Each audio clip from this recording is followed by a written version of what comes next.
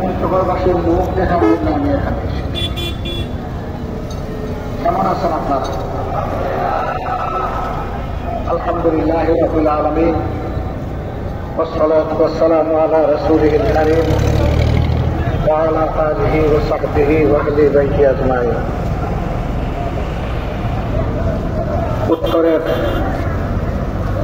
প্রান্তিক জনপদ ঐতিহ্যবাহী পঞ্চগড় জেলা শাখা কর্তৃক আয়োজিত সম্মানিত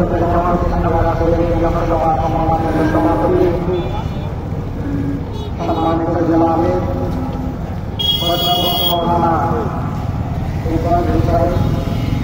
মঞ্চে বসা কেন্দ্রীয় আঞ্চলিক এবং স্থানীয় নেতৃবৃন্দ, বন্ধ সংগঠনের নেতৃবৃন্দ, বিভিন্ন ধর্মীয় সম্প্রদায়ের নেতৃবৃন্দ, প্রিয় পঞ্চগড়বাসী এবং সাংবাদিক বন্ধুগণ, আপনারা কঠোর করখাও রোদের মধ্যে এখানে বসে আছেন, কষ্ট হচ্ছে। আমরা বিশ্বাস করি যে আপনারা আমাদের ভালোবাসায় এসেছেন, তাই না? তো সেই ভালোবাসাটা কার জন্য? আল্লাহ তাআলার জন্য। ভালোবেসে যখন এসেছেন, ভালোবেসে কিছু কথাও শুনতে হবে। শুনতে রাজি আছেন? প্রথম কথা বলতে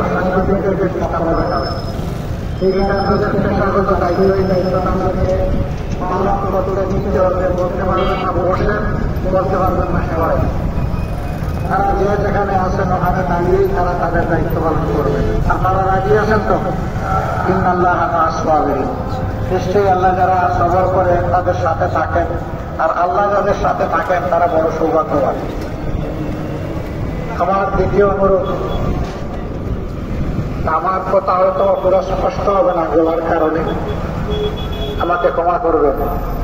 অস্পষ্টতা আপনারা নিজেদের নিজ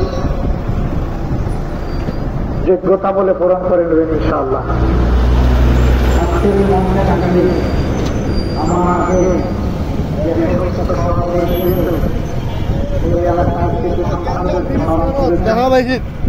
আমরা গভীর শ্রদ্ধার সাথে তাদের সকলকে স্মরণ। আল্লাহ তাআলা তাদের সকলকে ক্ষমা করুন এবং জান্নাতের আলা দরজা দান করুন। পঞ্চগড়ের সাথে 22 সাল থেকে আমার সম্পর্কটা একটু ভিন্ন।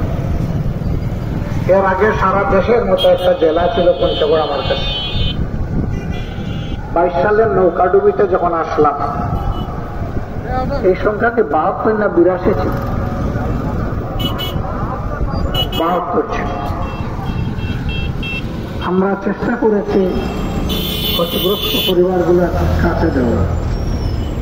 একটাই ছোট শিশুকে তুলে নেওয়া হয়েছিল। এই শিশুকে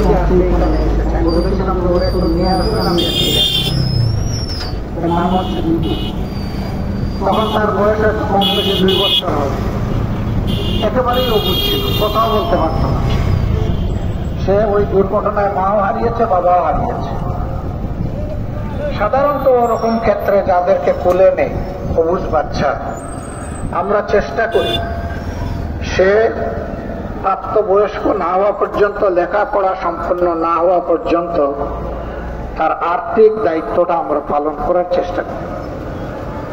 কিন্তু আমি দেখলাম আমরা যাওয়ার পরের দিন এই এলাকার তৎকালীন সংসদ সদস্য এবং তার স্ত্রীকে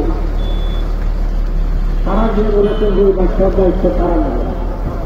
ভালো বল, সমস্ত ভালো কাজ আমরা করতে পারবো না, সবাই মিলেমিশে করার মধ্যেই করলাম। খুশি হল যে তার অভিভাবক তারও শক্তিশালী মিনিস্টার।